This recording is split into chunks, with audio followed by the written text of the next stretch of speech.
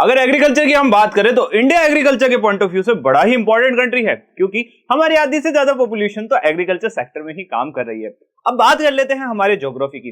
Geography का एक chapter है जिसका नाम है एग्रीकल्चर, जो हमें एग्रीकल्चर के बारे में बताता है। एग्रीकल्चर के हमारे क्रॉप्स के बारे में बताएगा, हमें यह बताएगा कौन कौन से सीजन हमें देखने को मिलते हैं, हमें बताएगा कि क्या होता है हमारा फूड सिक्योरिटी। ये सारी चीजें जो है वो हम सभी इसमें डिस्कस करने वाले हैं, जिस चैप्टर का नाम है एग्रीकल्चर। और आज हम इस एग्रीकल्चर चैप्टर का एक छोटा सा प्यारा सा समरी लेकर आ रहे हैं। इस समरी के अंदर हर एक टॉपिक को बड़े ही डिटेल में कवर किया गया है। ऐसा कुछ भी नहीं है कि समरी है तो सब ऊपर ऊपर से करके निकल गए हैं, नहीं, एकदम शांति से एकदम एकदम डीप में जाके हर एक टॉपिक को डिटेल में डिस्कस किया है।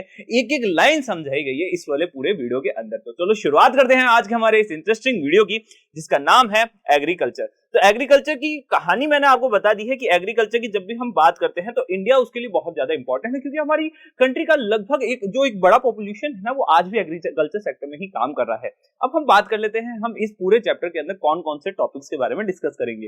पहला टॉपिक होगा टाइप्स ऑफ फार्मिंग, सेकंड होगा क्रॉपिंग पैटर्न, उसके बाद major crops, technology and institutional reforms की बात कर लेंगे, contribution of agriculture to the national economic employment and output, और फिर हम एंड में बात करते हुए चलेंगे impact of globalisation on agriculture. ये तो मेजर टॉपिक्स है, इनके अंदर भी कुछ सब टॉपिक्स होंगे छोटे छोटे से, वो भी साथ में हम डिस्कस करते हुए चलेंगे। ऐसा कुछ भी नहीं है जो पीछे छूटने वाला है। तो पहले हम बात करते हैं टाइप्स ऑफ फार्मिंग के बारे में। फार्मिंग क्या है? तो देखो, हमारे इंडिया इतना डाइवर्स है, इतनी सारी क्रॉप्स है, तो ऐसे में हमारा जो फिजिकल एनवायरनमेंट है, हमारी जो बात करी जाए, हमारी जो टेक्नोलॉजी है, हमारा जो कल्चर है, वो भी सभी जगह अलग अलग है। सभी लोगों की जरूरतें अलग अलग है, तो लोगों की जरूरत के अकॉर्डिंग हम फार्मिंग करते हैं। जब हमें जरूरत कम थी तो हम एक ऐसी फार्मिंग करते थे जिसके अंदर हमारा इनपुट जो है वो कम लगे, कम से कम लगे। जब हमें लगा कि थोड़ा हमें इतना फार्मिंग कर लेना चाहिए जिससे हमारा भला हो सके, हमारी फैमिली का भला हो सके, साथ ही मार्केट का भला हो सके, दूसरे लोगों का भला हो सके, तो थोड़ा हम उससे अलग लेवल पे जाएंगे। और फिर जब हम बात करते हैं कलयुग की, मतलब हम बात करते हैं आज की, तब हमें ये लगने लगा कि अब हमें मार्केट के लिए पूरा जो एकदम मार्केट के लिए एकदम फोकस होके हमें प्रोडक्शन करना है, तो उसके लिए हम एक अलग लेवल के ऊपर आते हैं। तो ये जो लेवल्स मैंने आपको बताया है वही हम देखने वाले हैं टाइप्स ऑफ फार्मिंग के अंदर। जैसा कि हम जानते हैं कि जो फार्मिंग है ऐसा नहीं है आजकल परसों से शुरू कर गई है। फार्मिंग जो है बड़ी सदियों से करती आ रही है हम लोग। अब ऐसे में इस फार्मिंग के अंदर हम बात करते हैं तो कई सारे फिजिकल एनवायरनमेंट, टेक्नोलॉजिकल एक्सेप्ट और सोशियो कल्चर प्रैक्टिसेस के कारण कई सारे चेंजेस हमें देखने को मिलते हैं। तो ऐसे ऐसे मोटा मोटा हमने जरूरत और इन सभी फैक्टर्स के अकॉर्डिंग जो फार्मिंग है ना, उसको 3 भागों में बांट दिया है। पहला हम बात करते हैं तो वो है प्रिमिटिव सब्सिस्टेंस फार्मिंग, सेकंड है इंटेंसिव सब्सिस्टेंस फार्मिंग, और थर्ड है कमर्शियल फार्मिंग। तीनों अलग अलग चीजें हैं, तीनों की लोगों को जरूरत अलग अलग थी, उसके अकॉर्डिंग करी हुई ये फार्मिंग्स हैं। तो चलो अब बात कर लेते हैं प्रिमिटिव की। प्रिमिटिव का मतलब होता है साधारण, इससे एक वर्ड का मतलब है साधारण, एकदम एकदम जो एकदम बेसिक फार्मिंग जो होती है ना, वो हम देखते हैं प्रिमिटिव सब्सिस्टेंस फार्मिंग के अंदर। उससे थोड़ा हम आगे चलते हैं जहां पे एक लैंड के ऊपर हमें ज्यादा इंटेंसिव उस लैंड का यूज करके ज्यादा प्रोडक्शन करना होता है, उसे हम कह देते हैं इंटेंसिव सब्सिस्टेंस फार्मिंग। और कमर्शियल मतलब फॉर मार्केट, मार्केट के लिए जब हम प्रोडक्शन करेंगे तो उसे हम कमर्शियल फार्मिंग कहेंगे। मार्केट के लिए एज वेल एज जब हम प्रोडक्शन ज्यादा करेंगे, ये भी हम समझ सकते हैं। तो चलो पहली बात कर लेते हैं प्रिमिटिव सब्सिस्टेंस फार्मिंग के बारे में, बड़ा ही डिटेल में चलते हैं इसके बारे में। तो चलो देखो, अगर हम बात करते हैं प्रिमिटिव सब्सिस्टेंस की, तो देखो प्रिमिटिव का मतलब होता है साधारण, एकदम नॉर्मल फार्मिंग। अब जो नॉर्मल फार्मिंग होती है उसमें किसी भी तरीके के फर्टिलाइजर्स का यूज नहीं किया जाता, किसी भी तरीके के मॉडर्न इनपुट्स का यूज नहीं किया जाता, मशीन्स का यूज नहीं किया जाता है। ये जो फार्मिंग होती है ये एक फैमिली हाउस होल्ड के लिए होती है, कि जैसे कि मैं हूं, मेरे को अपनी फैमिली को सर्वाइव करना है तो मैं फार्मिंग कर रहा हूं मेरी फैमिली के साथ में, तो इसे ही हम प्रिमिटिव सब्सिस्टेंस फार्मिंग कहते हैं। अब ऐसे में इस पूरी फार्मिंग के अंदर है ना, सबसे ज्यादा इंपॉर्टेंट फैक्टर होता है मॉनसून, दूसरा फैक्टर होता है नेचुरल फर्टिलिटी, तीसरा फैक्टर होता है एनवायरमेंटल कंडीशन। ये तीनों फैक्टर्स मिलके ही इस फार्मिंग को पॉसिबल बनाते हैं, मानसून और नेचुरल फर्टिलिटी और साथ ही एनवायरमेंटल कंडीशन। तो हमने कुछ ही तरीके के इनपुट्स का यूज नहीं किया, ये सारी की सारी फार्मिंग जो है भगवान भरोसे चलती है, क्योंकि मानसून हुआ, नेचुरल फर्टिलिटी हुआ, एनवायरमेंटल कंडीशन हुई, ये सारी की सारी है ना एक नेचुरल कंडीशंस हैं, ये हमारे कंट्रोल से बाहर है। तो ये जैसा हमें जहां देखने को मिलेगा वैसे ही जो फार्मिंग होगी वो वरी करती जाएगी। अब हम बात कर लेते हैं ऐसी ही एक फार्मिंग के बारे में जिसको हम कहते हैं स्लैश एंड बर्न एग्रीकल्चर, जो कि एक अच्छा एग्जांपल है प्रिमिटिव सब्सिस्टेंस फार्मिंग की, जो आज भी इंडिया के अंदर करी जाती है। स्लैश एंड बर्न, स्लैश का मतलब होता है काटो, बर्न का मतलब होता है जला दो, काटना और जलाना। अब काटना और जलाना कैसे होता है, तो देखो इसके अंदर एक है ना लैंड लिया जाता है, जैसे कि एक पैच ऑफ लैंड ले लिया हमने अब उसके अंदर हम है ना एक पैच लेते हैं, जैसे कि हम बात कर लेते हैं, जैसे कि एक ये पैच हमने ले लिया। अब इस पैच के अंदर हम क्या करेंगे, अच्छे से इसको पहले साफ कर देंगे, स्लैश करेंगे, फिर जो भी इसमें कचरा बच जाएगा ना एंड के अंदर, जो भी वेस्ट हमारा, जैसे बात कर लेते हैं जैसे कुछ ब्रांचेस कुछ लीव्स वगैरह बच गई, तो हम उनमें आग लगा देते हैं और इसको पूरा एकदम बर्न करके साफ सुथरा कर देते हैं। फिर हम यहाँ पे करते हैं फार्मिंग। अब होता क्या है ना, 2 से 3 सालों के बीच में हम देखते हैं कि इसकी जो फर्टिलिटी होगी ना, नेचुरल फर्टिलिटी, वो कम होने लग जाएगी। अब इसके ऊपर हम ज्यादा फार्मिंग नहीं कर पाएंगे, तो उसके लिए हम क्या करते हैं, अब हम है ना इस वाले पैच ऑफ लैंड को अब हम छोड़ देते हैं, हम नेक्स्ट वाले पैच ऑफ लैंड को फिर से क्लियर करते हैं, फिर से उसके ऊपर बर्न वगैरह करते हैं और फिर वहां पे वापस एग्रीकल्चर शुरू करते हैं। इसको छोड़ दिया जाता है। जैसे ही इसकी फर्टिलिटी कम होती है, हम आगे बढ़ते जाते हैं। तो ऐसे में हम देखेंगे कि धीरे धीरे हम आगे बढ़ते जाएंगे और पुराना जो लैंड होगा उसको पीछे छोड़ते जाएंगे। इससे जो पुराना लैंड जो हमने छोड़ दिया है ना, जब 4 5 10 साल बीत जाएंगे तो उसकी फर्टिलिटी वापस आ जाएगी। फिर कहीं घूम घूम के हम वापस से यहाँ पे पहुंचेंगे, फिर से ये जो लैंड होगा इसकी फर्टिलिटी हाई हो चुकी होगी और यहाँ पे हम अच्छे से एग्रीकल्चर फार्मिंग हमारी कर पाएंगे। इस फार्मिंग के अंदर जो हमारे पुराने टूल्स हुआ करते थे, जैसे कि हम बात करते हैं हो, दाव और डिगिंग स्टिक की, इन सभी का यूज किया जाता है। आगे बढ़ते हैं तो देखो, अब ये जो फार्मिंग है ना, ये ऐसा है कि साधारण है, ये सभी जगह करा जाता है। ऐसा नहीं है कि कोई पर्टिकुलर एरिया के अंदर ये फिक्स हो चुका है, सभी जगह करा जाता है। तो अब हम जानते हैं कि इतनी डाइवर्सिटी होने के बाद हमारी जो लैंग्वेजेस है वो भी बहुत सारी है। तो ऐसे में हमारा ये जो एक फार्मिंग है ना, इसका नाम बहुत अलग अलग हमें देखने को मिलता है। बात कर लेते हैं, शुरुआत करते हैं इंडिया के नॉर्थ ईस्ट की। तो नॉर्थ ईस्ट के अंदर जैसे कि असम, मेघालय, मिजोरम और नागालैंड की बात करें तो झूमिंग नाम है इसका। मणिपुर में इसे पामलाओ के नाम से जाना जाता है। बस्तर, छत्तीसगढ़, अंडमान एंड निकोबार की बात करें तो वहां पे इसे दीपा के नाम से जाना जाता है। मध्य प्रदेश के अंदर इसे बेवाड़ और ढैया के नाम से जाना जाता है। आंध्र प्रदेश में पोड़ू या पेंडा के नाम से जाना जाता है। ओडिशा में इसे ब्रिंगा के नाम से जाना जाता है। और थोड़ा अगर हम हमारे इंडिया के बाहर चले तो मैक्सिको और सेंट्रल अमेरिका में इसको मिल्पा के नाम से जाना जाता है। फिर हम बात करते हैं वेनेजुएला की। वेनेजुएला के अंदर इसे कोनुको नाम से जाना जाता है। सेंट्रल अफ्रीका में इसे मसोले के नाम से जाना जाता है। आगे हम बढ़ते हैं इंटेंसिव सब्सटेंस फार्मिंग की तरफ।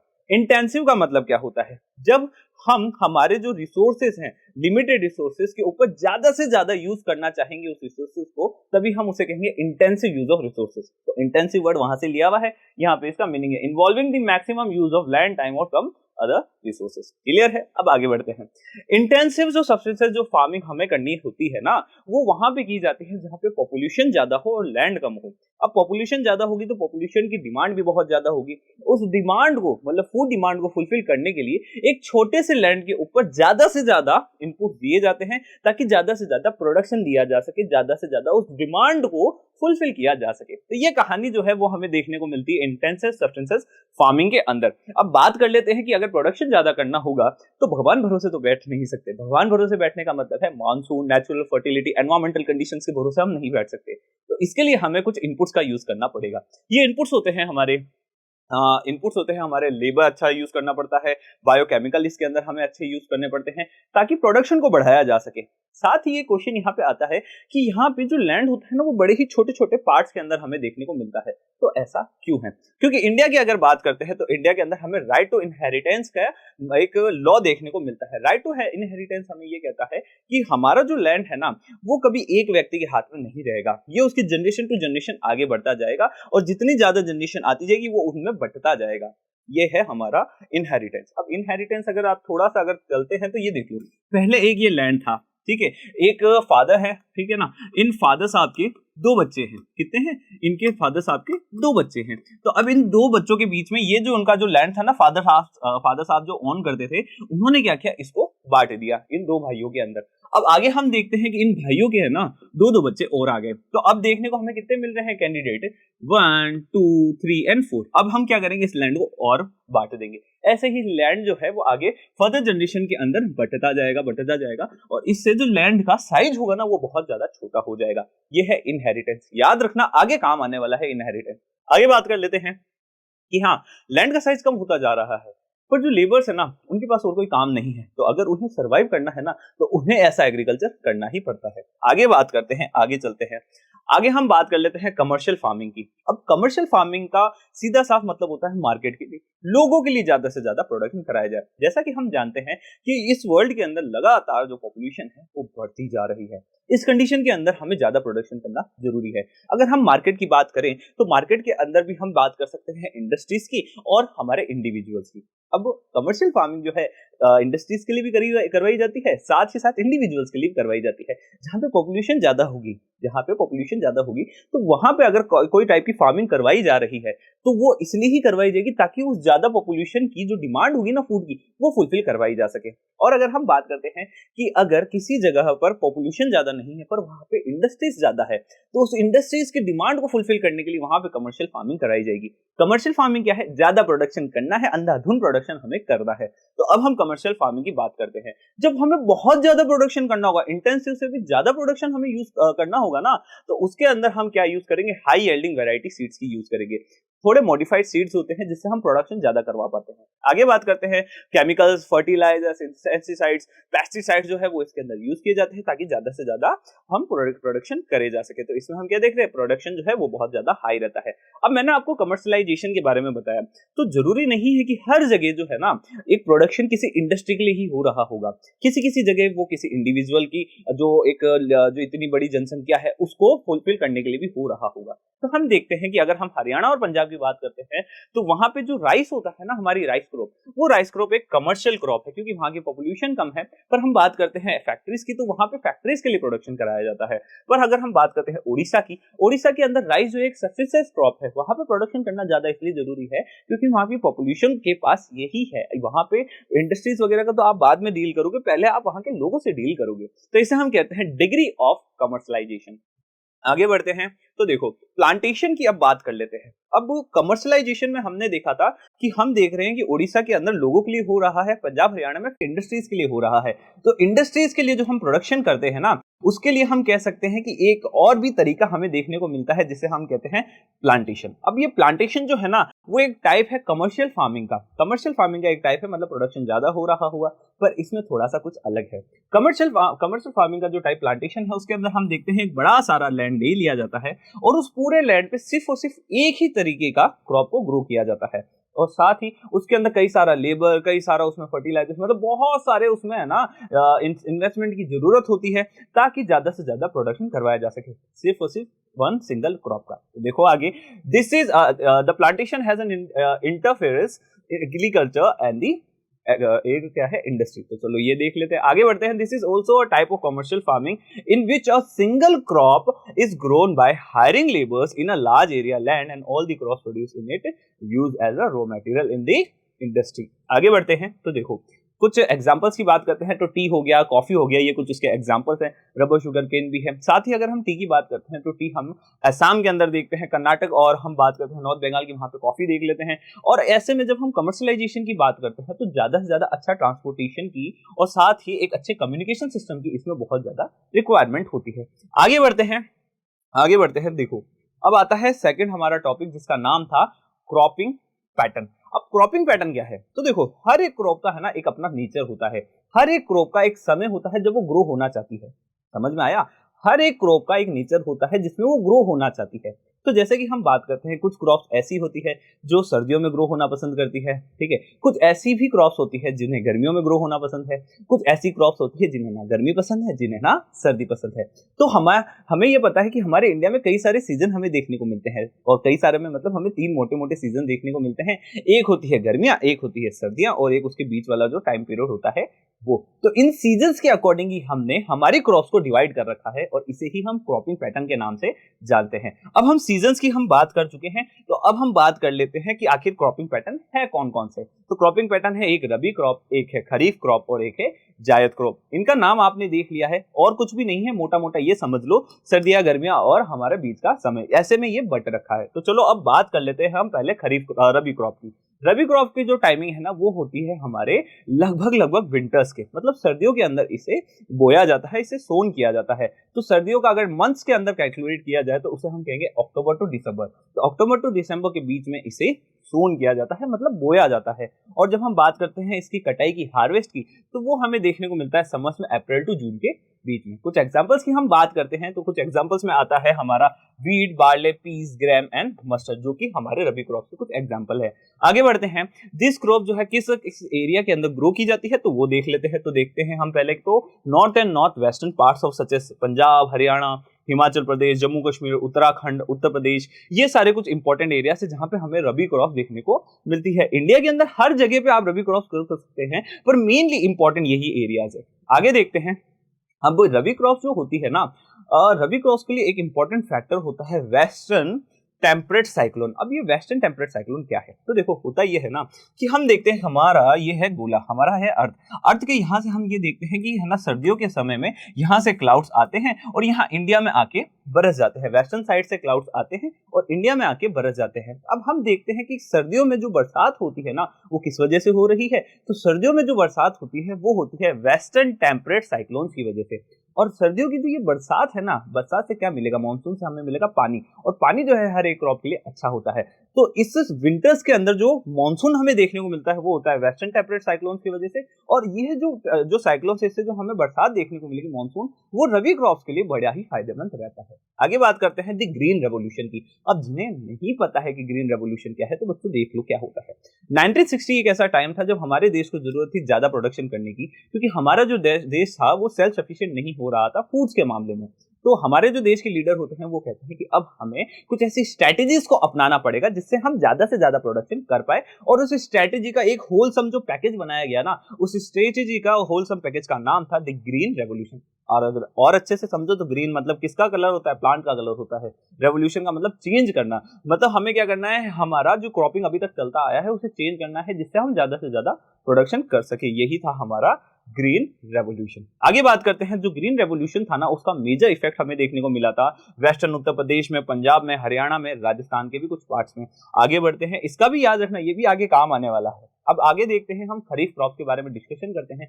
तो खरीफ क्रॉप्स को सो किया जाता है मॉनसून के अंदर और उसका हार्वेस्ट मतलब उसकी कटाई कर ली जाती है सितंबर टू अक्टूबर के बीच में। कुछ मेजर क्रॉप्स की अगर बात करते हैं तो हम देखते हैं उसके अंदर आता है राइस, मेज, जवार, बाजरा, तुर, अरहर, मूंग। इन सभी के बारे में हम आगे डिटेल में पढ़ेंगे। अभी हम ये देख लेते हैं खरीफ क्रॉप का जो एक इंपॉर्टेंट ग्रो होता है ना, ग्रोइंग जो होती है, एक रीजन जो होता है उसका, उसकी बात कर लेते हैं। खरीफ क्रॉप में सबसे इंपॉर्टेंट जो हमारी क्रॉप है ना, मेजर क्रॉप, वो है राइस। तो हम पहले राइस की बात कर लेते हैं कि राइस को कहाँ पे बोया जाता है, कहाँ पे उसे सोन किया जाता है। तो हम जब राइस की बात करते हैं तो राइस हमें Assam, West Bengal, coastal regions of Odisha, Andhra Pradesh, Telangana, Tamil Nadu, Kerala, Maharashtra, Konkan coast, Uttar Pradesh में हमें ग्रो होता हुआ मिलता है, मतलब यहाँ पे इस एरिया के अंदर। और अभी कैनाल इरिगेशन आने की वजह से अब हम ये देख रहे हैं कि अभी तक, पहले तक तो यही हो रहा था पुराने जमाने से, तो पर अभी हम कैनाल इरिगेशन आने के कारण ये जो पंजाब हरियाणा वाला रीजन है ना, यहाँ पे भी अब राइस का प्रोडक्शन शुरू हो चुका है। खरीफ की इंपॉर्टेंट क्रॉप है राइस, राइस का प्रोडक्शन हमने देखा है। तो ज्यादा दिमाग नहीं लगाना, एकदम शांति से बैठो। कैनाल इरिगेशन की हम बात कर लेते हैं। तो कैनाल इरिगेशन जो है ना, वो पैडी का एक अच्छा ग्रो करने के लिए एक अच्छा साधन बन चुका है। इसके वजह से हमें पंजाब और हरियाणा में इसकी ग्रोथ होती हुई मिलती है। हमने ये देखा है कि यह वाला जो रीजन है ना, यहाँ पे हमें अच्छा मानसून देखने को मिलता है, अच्छा बारिश देखने को मिलता है, पानी देखने को मिलता है। इसी कारण से यहाँ पे राइस की 3 टाइम्स में खेती की जाती है। तो उसमें से एक का नाम है ओस, एक का नाम है अमान, एक का नाम है बोरो। आगे बढ़ते हैं, जायद क्रॉप की बात करते हैं। तो जायद क्रॉप क्या होता है, जो हमारा गर्मियों और सर्दियों के बीच का जो सीजन होता है उसमें जो हम क्रॉप्स को ग्रो करते हैं ना, उसे हम कहते हैं जायद क्रॉप। और गर्मियों और सर्दियों का नाम शायद मैंने बताया है रबी क्रॉप और हमने बताया है खरीफ क्रॉप। तो रबी क्रॉप और खरीफ क्रॉप के बीच में जो टाइमिंग हमें मिलता है उसमें हम ग्रो करते हैं जायद क्रॉप को। जायद क्रॉप कौन कौन सी होती है, तो चलो देखो, वाटरमेलन्स होते हैं, मस्क मेलन होता है, क्यूकम्बर होते हैं, जो इसके कुछ एग्जाम्पल्स हैं। आगे बात करते हैं मेजर क्रॉप्स के बारे में। अब क्रॉप तो बहुत सारी है, पर मेजर क्रॉप्स कौन कौन सी है उसके बारे में बात करते हैं।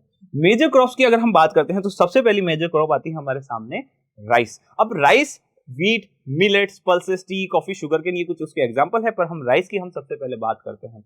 तो राइस जो है वो अभी हमने पढ़ा था कहाँ पे, खरीफ क्रॉप के अंदर। तो खरीफ क्रॉप है राइस, सबसे पहली जानकारी ये। जो हमारा राइस है ना, उसका एक हम ये कह सकते हैं कि इंडिया के अंदर सबसे ज्यादा हम ये कह सकते हैं कंजप्शन देखा जाए अगर हाउस होल्ड के अंदर, तो राइस का ही हमें कंजप्शन देखने को मिलता है। साथ ही अगर हम इसके वर्ल्ड पे टारगेट अगर करें या वर्ल्ड को टारगेट करें तो हमारी पोजीशन हम देखना चाहें तो हम सेकंड पोजीशन पे, फर्स्ट पोजीशन पे है चाइना। आगे बढ़ते हैं, 25 डिग्री सेल्सियस इस टेम्परेचर की जरूरत होती है, इसे ह्यूमिडिटी की अच्छी जरूरत होती है और 100 सेंटीमीटर इसे रेनफॉल की रिक्वायरमेंट होती है। आगे बढ़ते हैं, कैनाल इरिगेशन की वजह से पंजाब और हरियाणा के अंदर इसकी ग्रोथ सक्सेसफुल हो पाई है। वीट की बात करते हैं जो कि सेकंड मेजर हमारी क्रॉप है। तो हम देखते हैं कि जो वीट है ना वो क्या है, एक रबी क्रॉप है, second most important cereal crop है हमारे पास, क्योंकि राइस के बाद इसी का ही नंबर आता है। अब अगर कुछ इसकी रिक्वायरमेंट्स की बात करें तो इसे कूल सीजन की जरूरत होती है, ब्राइट सनशाइन की जरूरत होती है और लगभग 50 to 75 सेंटीमीटर रेनफॉल की जरूरत होती है और इसी कारण ये किसमें आता है, रबी क्रॉप में आता है। आगे बढ़ते हैं, कुछ इसके एरियाज देख लेते हैं जहां पे इसे ग्रो किया जाता है। हमने जब रबी क्रॉप्स का अभी सिस्टम पढ़ा था ना तब भी हमने इन्हीं एरियाज के बारे में बात की थी। तो ये एरियाज कौन कौन से हैं तो देख लो, हरियाणा, पंजाब, उत्तर प्रदेश, मध्य प्रदेश, बिहार एंड राजस्थान, जहां पे वीट को ग्रो किया जाता है। आगे बढ़ते हैं, मिलेट्स की बात करते हैं। मिलेट्स को हम मोटा अनाज भी कहते हैं हिंदी में, और अगर इंग्लिश में बात की जाए तो इसे हम कोर्स ग्रेन कहते हैं। कोर्स ग्रेन कैसे होते हैं, जो कोर्स ग्रेन जो होते हैं ना वो होते हैं कैसे, एकदम रफ।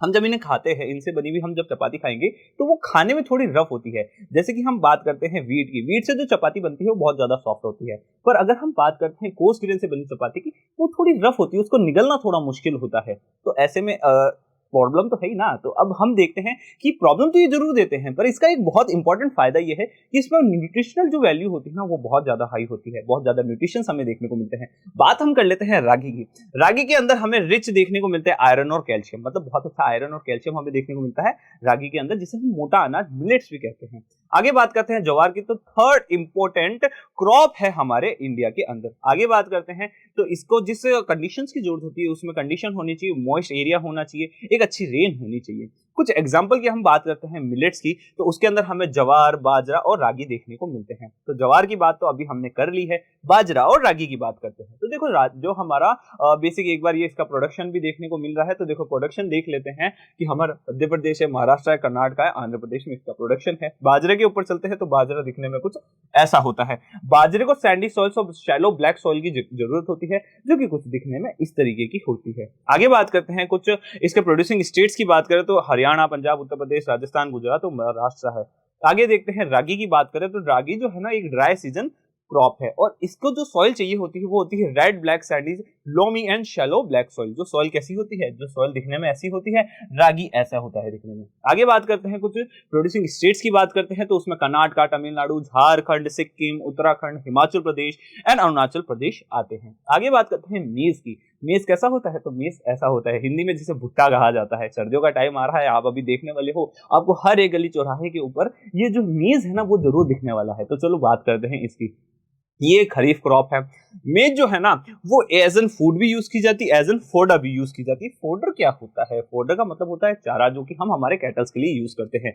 इसको जिस तरीके का एनवायरमेंट चाहिए होता है उसमें सबसे ज्यादा जरूरी होती है ऑल अलुवेल सॉइल, एक सॉइल का टाइप है। अगर सॉइल किसी को याद नहीं है तो वो कमेंट सेक्शन में बताना, और बच्चों सभी मिलके उस बच्चे को बताओ आखिर ये सॉइल कहाँ है, किस चैप्टर के अंदर हम पढ़ के आए हैं, क्योंकि सॉइल का चैप्टर जो टॉपिक है ना वो हम पहले ही कवर कर चुके हैं एक चैप्टर के अंदर। आगे बात कर लेते हैं किस टेम्परेचर की रिक्वायरमेंट होती है, तो 21 degree Celsius to 27 degree Celsius की जरूरत होती है।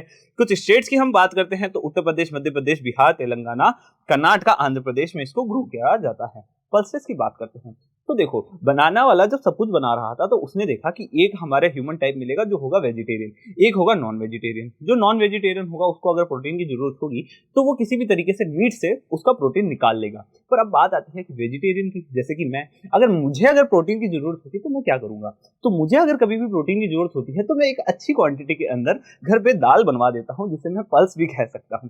दालों के अंदर हमें एक अच्छा प्रोटीन देखने को मिलता है, इसीलिए हम देखते हैं कि इंडिया के अंदर जो वेजिटेरियन है उनकी सबसे इंपॉर्टेंट डाइट जो है वो है पल्सेस। पल्सेस क्यों इंपॉर्टेंट, क्योंकि इससे हमें प्रोटीन मिलता है। तो चलो बात करते हैं, हमारा इंडिया जो है वो प्रोड्यूसर भी है और बिगेस्ट कंज्यूमर भी है पल्सेस के मामले में। अगर हम बात करते हैं तो हमें इसमें प्रोटीन देखने को मिलता है। और पल्सेस कौन कौन सी होती है, तो अपनी मम्मी से पूछना कि आपने तुर, अरहर, उड़द, मूंग, मसूर, पीस, ग्राम, ये सब जो क्रॉप्स है, ये सब जो पल्सेस है, क्या अभी कभी यूज भी करी है आपने? क्योंकि कई बच्चे ऐसे होते हैं जो दालों से थोड़ा दूर भागते हैं, पल्सेस जो कि ये नहीं खाना चाहिए, गंदा होता है। पर अगर हम बात करें तो बहुत ही ज्यादा न्यूट्रिशनल होता है, बहुत ही ज्यादा अच्छा प्रोटीन हमें देखने को मिलता है। अब पल्सेस की खासियत ये होती है ना कि पल्सेस की जो ये क्रॉप है ना, इसके अंदर हमें लेग्यूम्स देखने को मिलते हैं। ये एक लेग्यूमिनस क्रॉप है। लेग्यूमिनस क्रॉप साइंस में आपने पढ़ा होगा, नहीं पढ़ा तो ज्योग्राफी के सर पढ़ा रहे हैं तो देखो पढ़ लो। होता क्या है ना, ये है एक प्लांट का रूट, मतलब किसी भी क्रॉप का ये क्या है, रूट है। इसके अंदर आपको दिख रहे होंगे छोटे छोटे से बॉल्स है ना, इसे हम कहते हैं नोड्यूल्स। ये जो नोड्यूल्स होते हैं वो क्या करते हैं, एनवायरमेंट के अंदर, जैसे कि ये यहाँ पे क्या हो रखा है, जैसे कि ये बना रखा है हमने, ये जो हमारे अर्थ का जो सॉइल है, ये है एक सॉइल, उस सॉइल के नीचे हमें रूट देखने को मिल रही है, ठीक है। अब यहाँ पे है नाइट्रोजन, एनवायरमेंट में है नाइट्रोजन, तो ये नोड्यूल्स क्या करते हैं, इस नाइट्रोजन को यहाँ से खींच लेते हैं और इस सॉइल के अंदर इसे फिक्स कर देते हैं, तो नाइट्रोजन फिक्सिंग का ये काम करते हैं। अब इसका फायदा क्या होता है, तो देखो बच्चों, हर एक क्रॉप को नाइट्रोजन, पोटेशियम, बहुत सारी चीजों की जरूरत होती है, पर हर एक क्रॉप के पास ऐसा लेग्यूम नहीं देखने को मिलता है, मतलब वो अपने आप से नाइट्रोजन नहीं बना सकता है।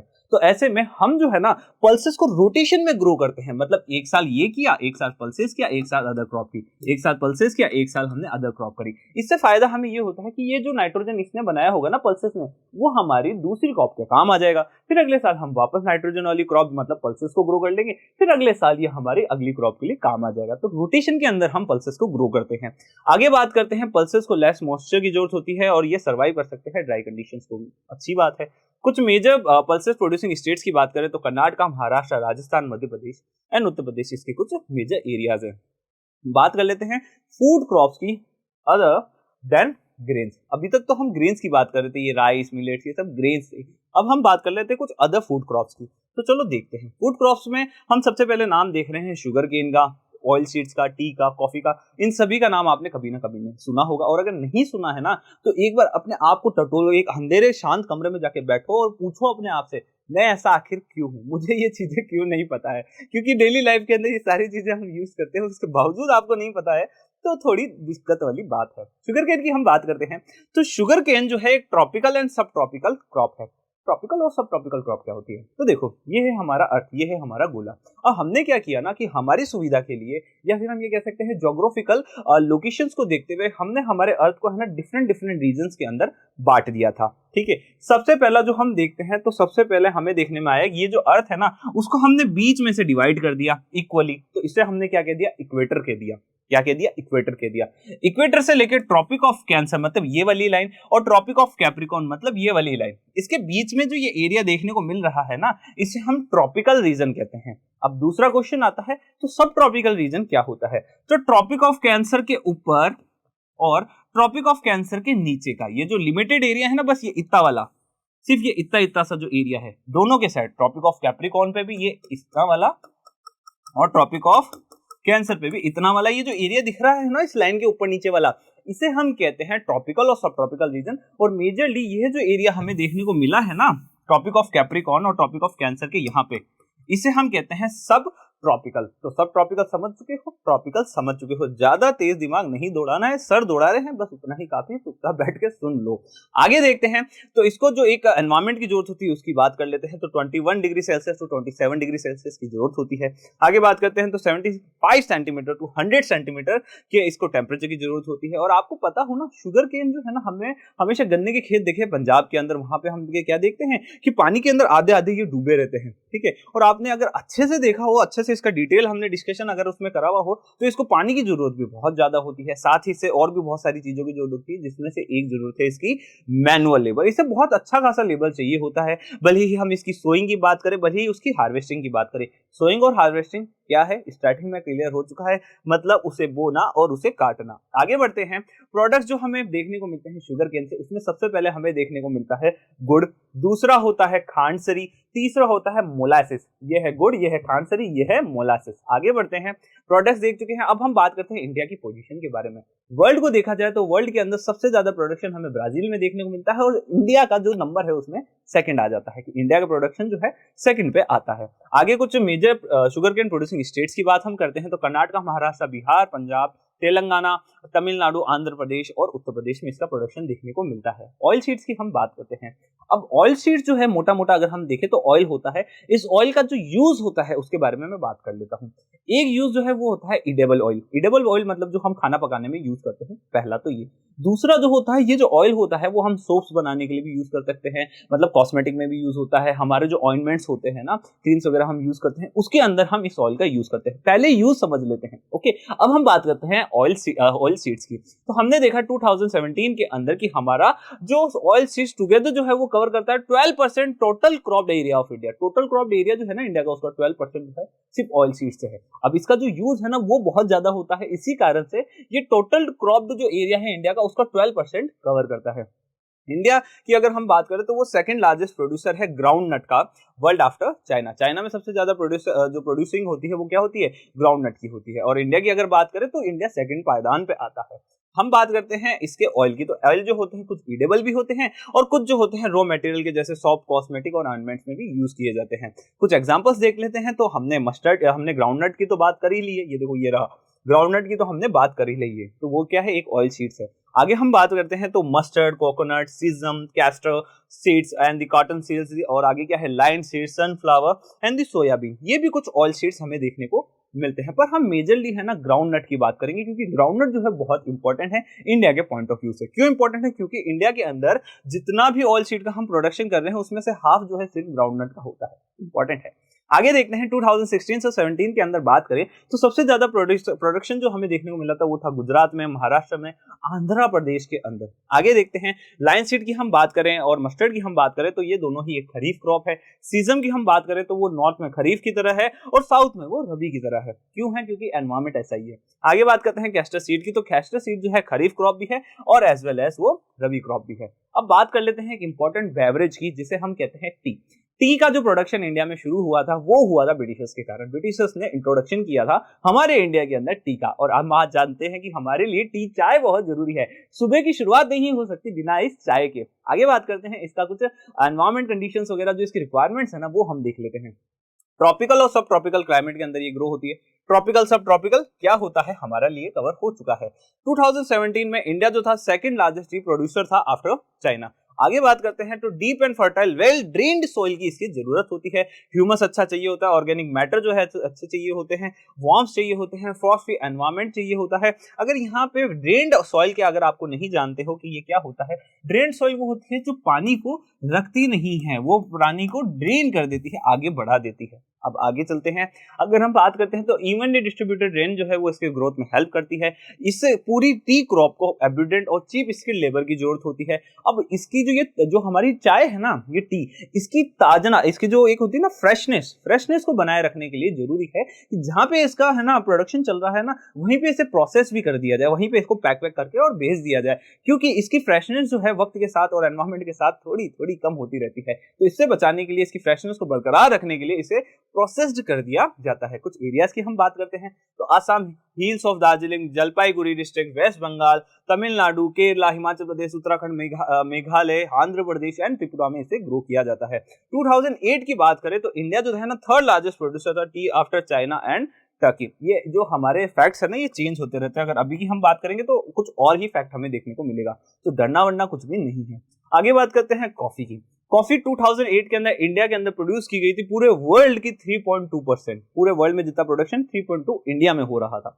ठीक है, इंडिया की जो कॉफी है ना वो बहुत ही ज्यादा इंपॉर्टेंट है। इंडिया की जो कॉफी की वैरायटी हमें देखने को मिलती है ना उसकी डिमांड बहुत है मार्केट के अंदर। इंडिया के अंदर जो कॉफी हमें देखने को मिल रही है उसकी जो वैरायटी है उसका नाम है अरेबिका। अब अरेबिका जो है ना हमें यमन से मिली थी। यमन के जो लोग थे वो उन्होंने, या फिर हम लोग गए होंगे यमन, वहां से हम ये लेकर आए और हमारे इंडिया में इंट्रोड्यूस कर दिया हमने arabica variety of coffee. Arabica variety of coffee जो है हमें देखने को मिलती है बाबा बुडान हिल्स में। साथ ही हम बात करते हैं नीलगिरी कर्नाटका में, केरला में, तमिलनाडु में ये हमें ग्रो होती दिखती है। अब हम बात करते हैं हॉर्टिकल्चर क्रॉप्स की। अब हॉर्टिकल्चर क्रॉप्स क्या होता है, अभी तक हमने सीरियल्स की हमने बात कर ली है, फूड ग्रेन्स की हमने बात कर ली है, पल्सेस की बात कर ली है, हमने शुगर केन, ऑयल सीड्स की हमने बात कर ली है। अब हम बात करते हैं हॉर्टिकल्चर की, मतलब अब हम बात करते हैं फ्रूट्स की और वेजिटेबल्स की। हम देखते हैं कि 2017 के अंदर इंडिया जो था सेकंड लार्जेस्ट प्रोड्यूसर था फ्रूट्स और वेजिटेबल्स का आफ्टर चाइना। इंडिया जो है वो प्रोड्यूस करता है ट्रॉपिकल और टेम्परेट फ्रूट्स को, मतलब ट्रॉपिक और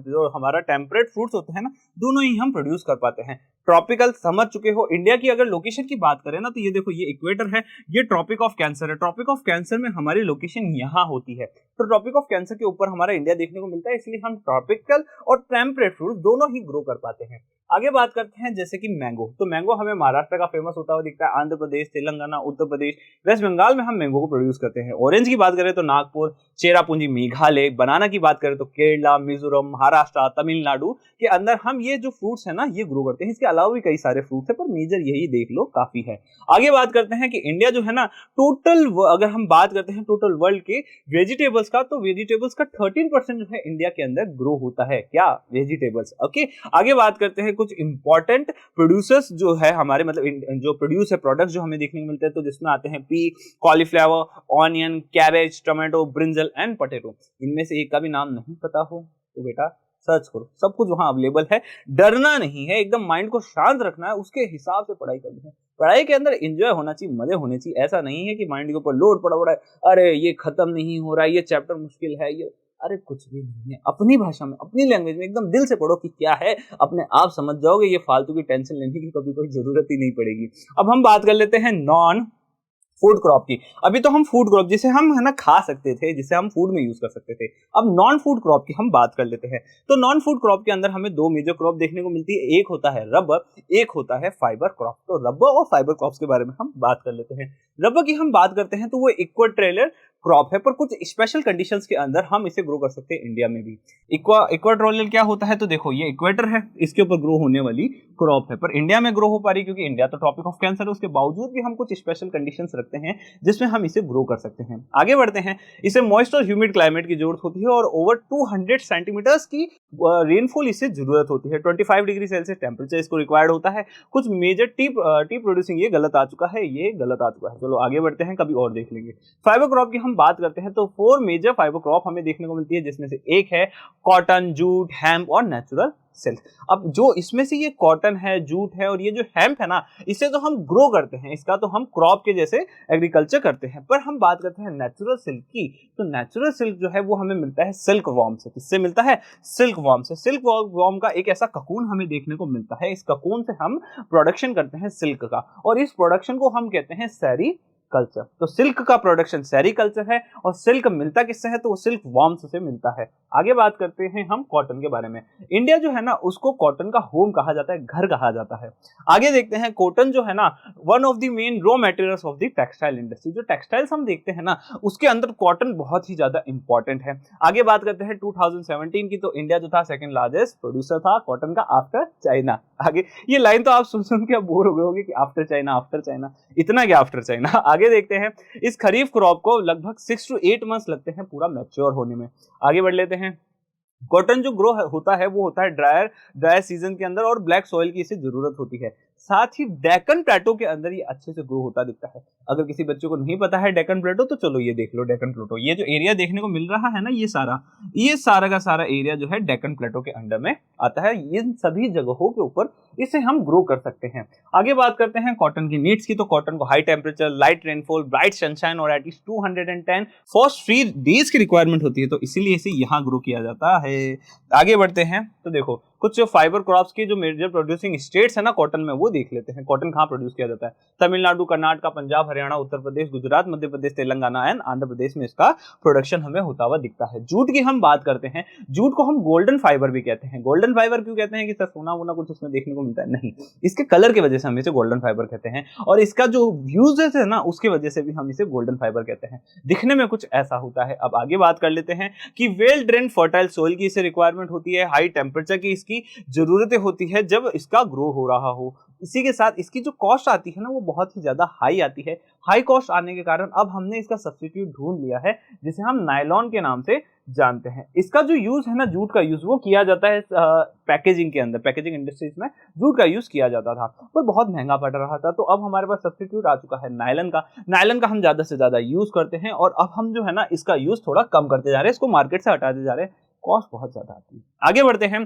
प्रोडक्ट जो है वो जो इससे बनने वाले हैं उनमें से एक है गनी बैग, एक है मैट्स, एक है रोप्स, यार्न, कार्पेट, बहुत सारे प्रोडक्ट्स हमें देखने को मिलते हैं। कुछ मेजर जूट प्रोड्यूसिंग स्टेट्स की बात करें तो उसमें आता है मेघालय, बिहार, असम, उड़ीसा एंड वेस्ट बंगाल। आगे बढ़ते हैं technological and institutional reform.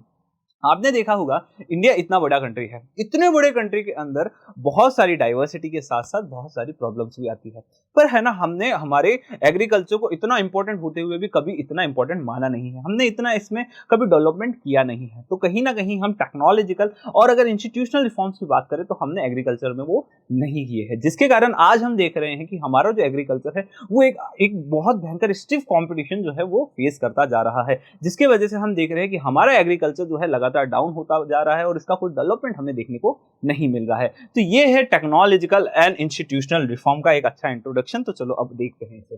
Technological और इंस्टीट्यूशनल रिक्वायरमेंट जो हमारी रही है उसमें हमने हमेशा से लैक किया है। अगर हम बात करते हैं इरिगेशन की तो हमारे जो इरिगेशन है वो हमेशा से मॉनसून के ऊपर डिपेंड रहा है, natural fertility of the soil जैसा कि हमने पढ़ा था, इन चीजों के ऊपर ही डिपेंड रहा है। हमने कभी भी उनके अल्टरनेटिव्स निकालने की जरूरत नहीं समझी और ना ही हमने उसमें इतना ग्रो किया होगा। आगे बात करते हैं एग्रीकल्चर जो है हमारे पूरे इस कंट्री के लगभग हम देखते हैं कि 1/2 जो पॉपुलेशन है ना उसको एक रोजगार देता है, और उस इतनी बड़ी पॉपुलेशन के लिए हम कोई ज्यादा प्रयास नहीं कर रहे हैं, जिसके कारण अब इसका जो डेवलपमेंट है ना बच्चों वो रुक चुका है। पर उसके बावजूद भी गवर्नमेंट ने जैसे ही हमें इंडिपेंडेंस मिलती है कई सारी कोशिशें करी थी कि ज्यादा से ज्यादा हम इस सेक्टर के अंदर ग्रो कर पाए। तो उस ग्रोथ के लिए हमने कुछ मेन मोटिव देख लेते हैं, कुछ मेन उसके इश्यूज देख लेते हैं जिसके ऊपर गवर्नमेंट ने डील किया होगा। सबसे पहले collectivisation, consolidation of holdings, corporation और अबोलिशन ऑफ जमींदारी, ये सारी चीजें इंडिया में चल रही थी। तो इस सभी चीजों को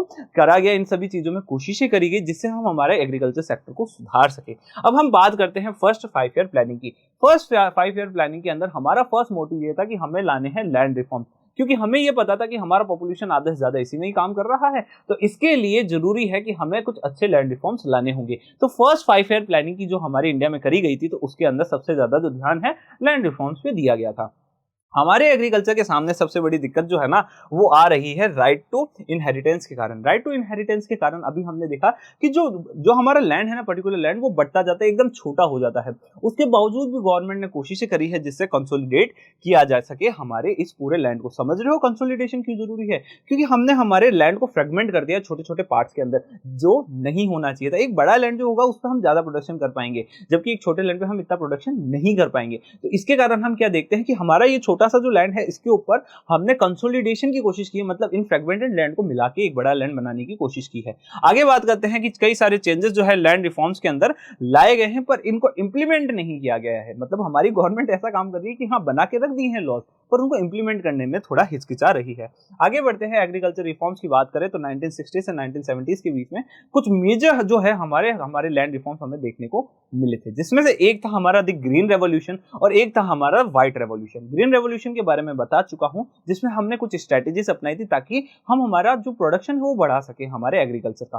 अब व्हाइट रेवोल्यूशन की बात करते हैं तो मिल्क का प्रोडक्शन बढ़ाने के लिए व्हाइट रेवोल्यूशन को चलाया गया था। आगे हम बात करते हैं, पर इसके बावजूद भी अभी भी जो डेवलपमेंट है ना वो हम इसमें नहीं देख पा रहे हैं। आगे देखते हैं तो 1980 से 1990s के अंदर कई सारे कॉम्प्रिहेंसिव जो है ना प्रोग्राम चलाए गए थे ताकि इंस्टीट्यूशनल और टेक्नोलॉजिकल रिफॉर्म जो है वो हम इस सेक्टर के अंदर ला सके। साथ ही हमने कुछ एडिशनल प्रोग्राम्स भी चलाए थे, जैसे कि हम बात कर लेते हैं क्रॉप इंश्योरेंस की, किसान क्रेडिट कार्ड की, पर्सनल एक्सीडेंट इंश्योरेंस स्कीम्स की, जिससे कई सारे फार्मर्स को बेनिफिट होते हैं। वेदर बुलेटिन हमने चलाए हैं, एग्रीकल्चर प्रोग्राम्स हम चला रहे हैं, कई सारे और भी फॉर्मेट्स हम यूज कर रहे हैं ताकि इसके सेक्टर के अंदर ग्रोथ किया जा सके।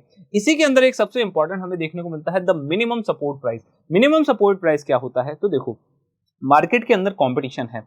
अब होता क्या है ना, ये है हमारा फार्मर, ठीक है, हंसता खेलता अपना जो ये प्रोडक्शन होगा, प्रोड्यूस होगा, ये बेचने जाएगा मार्केट के अंदर। अब मार्केट के अंदर जो ये मिडलमैन होगा ना, ये मिडलमैन क्या करेगा, उससे सस्ते से सस्ते दामों पे इसे खरीदने की कोशिश करेगा।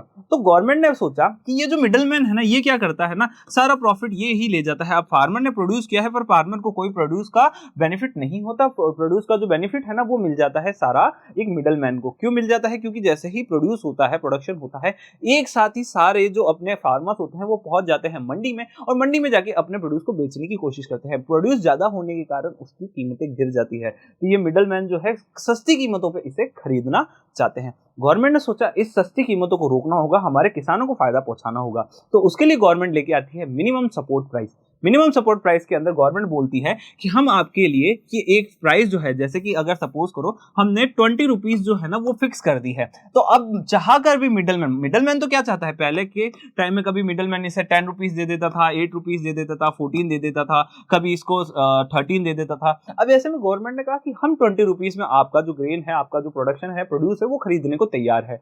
अब ना चाहते हुए भी इस मिडलमैन को कहना पड़ेगा कि हम है ना 20 रुपीज तो एटलीस्ट आपको देंगे ही देंगे, क्योंकि अगर उसे भी मार्केट के अंदर बने रहना है तो उसे गवर्नमेंट वाली प्राइसेस तो माननी पड़ेगी। इसे कहते हैं मिनिमम सपोर्ट प्राइस। और इसी के साथ साथ ही और भी कुछ प्रोक्योरमेंट प्राइसेस वगैरह है, वो बस इतना समझ लो। अब हम एक बात करते हैं बड़े ही महान व्यक्तित्व के बारे में, जिनका नाम था विनोबा भावे। विनोबा भावे के बाद में हम वापस से इसी लैंड रिफॉर्म्स के ऊपर कंटिन्यू होने वाले हैं। विनोबा भावे के बारे में बात करते हैं। विनोबा भावे कौन थे? तो विनोबा भावे महात्मा गांधी जी के एक बहुत बड़े शिष्य से, हम मान सकते हैं बहुत बड़े फॉलोवर थे।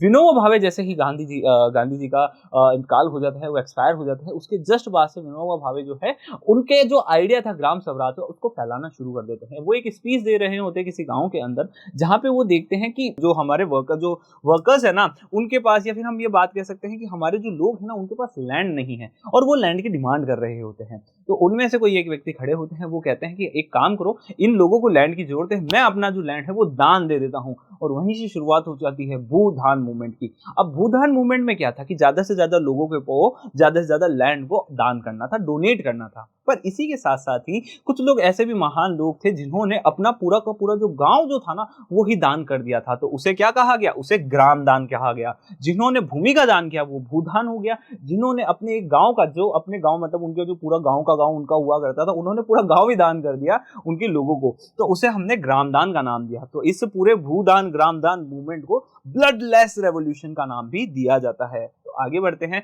वापस आते हैं contribution of agriculture to the national economy, employment and output. आज का जो एग्रीकल्चर का माहौल देख रहे हैं ना हम, उसके कारण हमें ये पता पड़ता है कि हमारा एग्रीकल्चर सेक्टर बहुत ज्यादा पिछड़ गया है। पर उसके बावजूद भी हम देखते हैं कि आखिर हमारा जो एग्रीकल्चर है वो क्या कंट्रीब्यूट कर रहा है हमारी नेशनल इकोनॉमी में, क्या कितना वो रोजगार जनरेट कर रहा है, कितना एम्प्लॉयमेंट दे रहा है, साथ ही साथ उससे क्या आउटपुट हमें देखने को मिलता है। 1951 की बात की जाए तो उसके बाद से हम एग्रीकल्चर का डाउन ट्रेंड देखते आ रहे हैं। एग्रीकल्चर प्रोडक्शन लगातार गिरता जा रहा है, पर उसके बावजूद हम जब 2010 से 11 की बात करते हैं तो हमने ये पाया कि 52% जो हमारे इंडिया का टोटल वर्कफोर्स है ना, वो आज भी हमारे एग्रीकल्चर सेक्टर में ही काम कर रहा है। इसलिए मैंने कहा था 2/3 वगैरह, क्योंकि कहीं कहीं जो ये आंकड़े हैं ना 60% तक भी जा चुके हैं। तो कहीं ना कहीं जो आइडिया है ना वो लमसम इतना ही चल रहा है। आगे बात करते हैं कि इस एग्रीकल्चर सेक्टर के अंदर डिक्लाइन हमें देखने को मिल रहा है, जो कि हमारे लिए बहुत ही ज्यादा इंपॉर्टेंट इशू है। इंपॉर्टेंट इशू इसलिए है क्योंकि अगर एग्रीकल्चर सेक्टर डिक्लाइन करेगा तो बाकी के जो सेक्टर है, जैसे कि सर्विस सेक्टर है, जैसे कि हमारा इंडस्ट्रियल सेक्टर है, वो भी डिक्लाइन करने लग जाएगी, क्योंकि ये सारे सेक्टर्स आपस में कनेक्टेड होते हैं। क्योंकि हमने देखा होगा ना, सर्किल जो है ना हमेशा राउंड होता है। सर्किल का अगर एक भी पार्ट अगर काम नहीं करेगा तो वो आगे नहीं बढ़ सकता है। तो एग्रीकल्चर सेक्टर अगर गिर रहा है तो उसका एक रिजल्ट हमें देखने को मिलेगा हमारी इंडस्ट्रीज में, हमारे जो सर्विस सेक्टर है उसमें भी। आगे बात करते हैं तो ऐसे में गवर्नमेंट ने बोला कि अब हम क्या करेंगे, हम मॉडर्नाइज करेंगे हमारे एग्रीकल्चर को। आगे बात करते हैं, कई सारे एम्फेसिस दिए गए, कई सारे इंस्टीट्यूशन जो है वो सेटअप किए गए ताकि हमारे एग्रीकल्चर को हम मॉडर्नाइज कर सके। तो कुछ इंस्टीट्यूशंस की बात करते हैं, तो जैसे कि सबसे पहला है the Indian council of agriculture research, ICAR का गठन किया गया। एग्रीकल्चर यूनिवर्सिटीज बनाई गई, वेटनरी सर्विसेज प्रोवाइड गई, animal breeding centres, horticulture development जो है वो सेटअप करवाए गए, रिसर्च एंड डेवलपमेंट फील्ड जो थी मेट्रोलॉजी की, उसके अंदर ज्यादा से ज्यादा डेवलपमेंट कराए गए। वेदर फोरकास्ट सिस्टम को डेवलप किया गया ताकि किसानों को बताया जा सके कि कैसा रहने वाला है वेदर कुछ समय के अंदर। आगे बात करते हैं तो जो GDP है वो तो लगातार बढ़ती जा रही है, पर अगर हम एग्रीकल्चर सेक्टर की बात करते हैं तो वो इतना जॉब क्रिएशन नहीं कर पा रहा है, साथ ही इतना कोई बड़ा फायदा भी हमें एग्रीकल्चर में होता हुआ नहीं दिख रहा है। फैक्ट्स की बात करते हैं तो फैक्ट्स ये रहे, हम देखते थे कि 2013 से 14 के अंदर देखा कि अगर हमारा टोटल GDP 6.6 है ना, तो उसके अंदर से 4.2 का कंट्रीब्यूशन हमारा एग्रीकल्चर दे रहा था। 2015 से 16 के बीच में यह जो हमारा पूरा फैक्ट था ना, ये देखो फिगर्स जो थे वो गिरते गए। आज हमारा जो इकोनॉमी 7.6 पे भी जा चुका था 2015 से 16 के बीच, पर उसके बावजूद भी हमारा जो एग्रीकल्चर सेक्टर है वो लगातार गिरता जा रहा है। और उसका एक आप नमूना देखना चाहोगे, एक एग्जांपल अगर आप बोलना चाहो तो आप ये देख सकते हो, कोरोना ने तो पूरा का पूरा हमारा मार्केट फ्लश किया ही था। साथ ही अब जो हमारे एग्रीकल्चर सेक्टर जो इतना पिट रहा है ना, उसके कारण महंगाई जो है वो लगातार बढ़ती जा रही है। तो अगर हमने एग्रीकल्चर सेक्टर पे ध्यान नहीं दिया तो महंगाई इसी तरीके से बढ़ती जाएगी, हमें हमारी लाइफ के अंदर बहुत सारी प्रॉब्लम्स एक साथ फेस करनी पड़ जाएगी। गवर्नमेंट जो है ना वो कोशिशें बहुत ज्यादा करती है। Subsidy and import duties on agriculture goods of fertiliser decreases. अब गवर्नमेंट है ना बहुत समय तक कोशिशें कर चुकी है, इतना इतना सब्सिडी दे चुकी है कई सारे फर्टिलाइजर्स के ऊपर, कई सारे सीड्स के ऊपर। अब गवर्नमेंट भी जो है वो धीरे धीरे सब्सिडी को कम करती जा रही है, जिससे कॉस्ट ऑफ प्रोडक्शन जो है ना वो बढ़ रहा है। फार्मर्स जो है वो भी अपना इन्वेस्टमेंट जो है एग्रीकल्चर से निकालते जा रहे हैं। एम्प्लॉयमेंट रेट जो है इस पूरे सेक्टर से वो डिक्रीज होता जा रहा है। आपको पता होगा कि आज गाँव के अंदर सबसे बड़ा कहानी एक यही है कि वहाँ के लोग बोलते हैं कि शहर चलो, शहर में हमें रोजगार मिलेगा, शहर में हमें इनकम मिलेगी।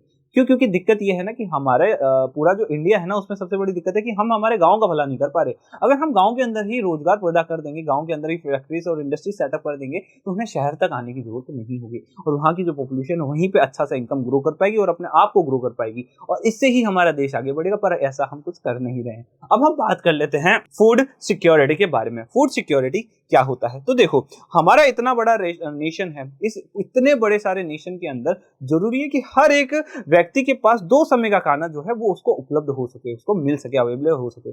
पर होता क्या है ना, ये जो फूड है ना हर किसी के पास अवेलेबल नहीं होता है। तो गवर्नमेंट जो है वो आगे आती है, गवर्नमेंट जो है वो कहती है कि हम बफर स्टॉक करेंगे और हम पब्लिक डिस्ट्रीब्यूशन सिस्टम का यूज करेंगे, जिससे हम हर एक व्यक्ति के पास उसका जो जरूरत है ना उस तक का वो फूड जो है वो पहुंचा सके, जिससे उसका जो न्यूट्रिशन है ना, एक अच्छा न्यूट्रिशन वैल्यू जो उसे मिल रहा था ना पहले के किसी टाइम में मिल रहा होगा और नहीं भी मिल रहा हो सकता है, तो जो न्यूट्रिशनल वैल्यू है ना वो हम उसे दे सके। तो एक अच्छी न्यूट्रिशनल वैल्यू मेंटेन करने के लिए गवर्नमेंट जो है बफर स्टॉक और पब्लिक डिस्ट्रीब्यूशन सिस्टम हमारे सामने लेके आती है। अब बात आता है बफर स्टॉक क्या होता है। बफर का मतलब होता है बहुत ज्यादा स्टॉक करके रख लेना।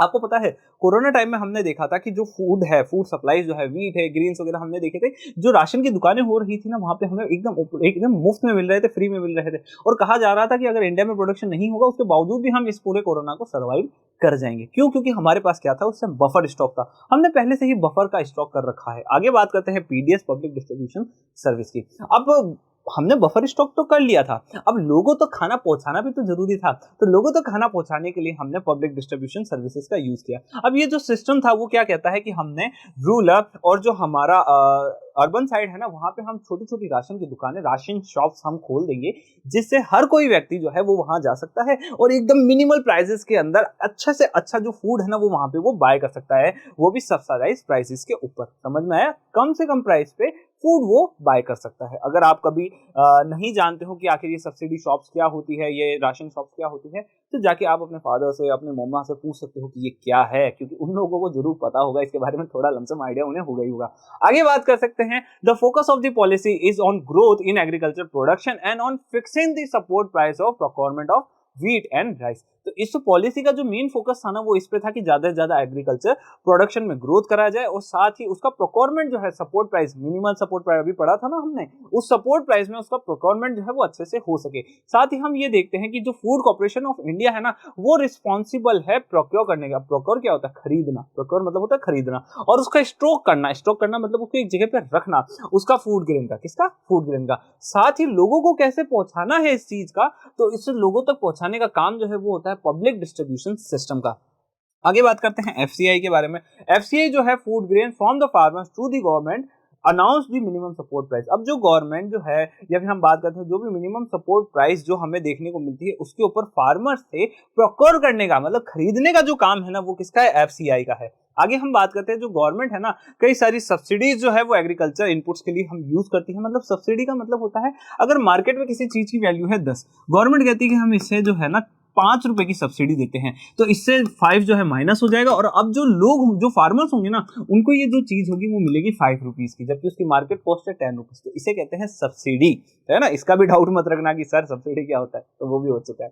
आगे देखो, जो सब्सिडाइज जो प्राइसेस है उसके ऊपर फर्टिलाइजर्स, पावर और जो वाटर है वो प्रोवाइड कर रही है गवर्नमेंट। आगे बात करते हैं एक्सेसिव। अब देखो हमने सब्सिडी तो प्रोवाइड कर दी, पर सब्सिडी का भी एक नुकसान हमें क्या हो गया कि हमने सब्सिडी के ऊपर वाटर, फर्टिलाइजर्स और हमारा जो ये पावर है वो प्रोवाइड करा। इसकी वजह से हमने देखा कि इन सब्सिडीज का गलत यूज होने लग गया। लोगों ने इसका एक्सेसिव यूज कर लिया। एक्सेसिव यूज होता है तो देखो क्या होता है, जैसे कि हम वाटर की बात करते हैं, ज्यादा पानी लोगों को पकड़ा दिया तो वो लोगों ने क्या किया, ज्यादा से ज्यादा पानी यूज कर लिया अपने लैंड्स के ऊपर, जिसके कारण वाटर लॉगिंग की जो परेशानी थी वो उनसे आगे बढ़ने लग गए थे। क्योंकि अब देख रहे हैं कि जो सीधे धीरे जितना जितना है ना इसका यूज ज्यादा होता जाएगा, उतनी ही लोगों को वाटर लॉजिंग की प्रॉब्लम, सैलिनिटी की problem, depletion of essential micronutrients की प्रॉब्लम फेस करनी पड़ रही थी। तो हमने सब्सिडी भी प्रोवाइड कर दी लोगों को, पर लोगों ने उसका मिसयूज कर लिया और मिसयूज का फल जो है वो आज भुगत रहे हैं। आगे बात करते हैं।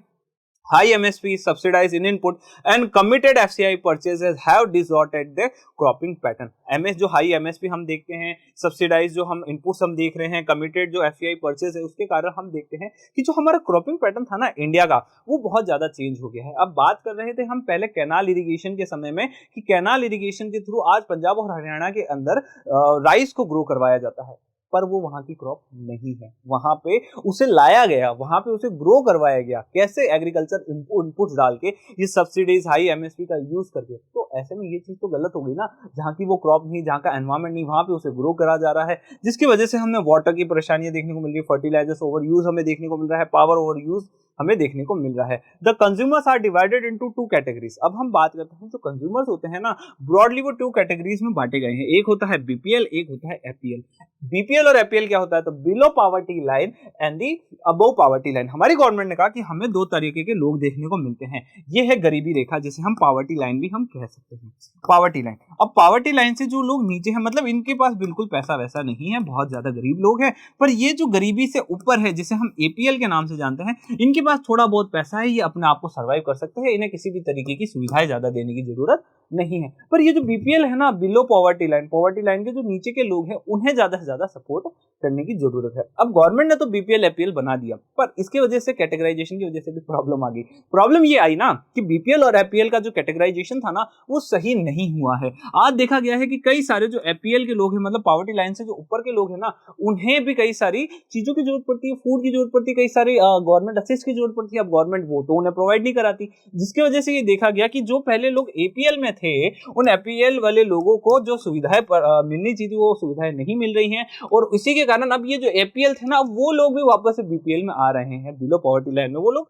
जा रहे हैं। अब हम बात करते हैं impact of globalisation on agriculture की। हमने ये जाना है कि हमारा इंडिया जो है ना, पहले से ही ग्लोबलाइज था। इंडिया ऐसा नहीं है कि अभी अभी हम ग्लोबलाइज होना शुरू हुए हैं, इंडिया पहले से ही ग्लोबलाइज था।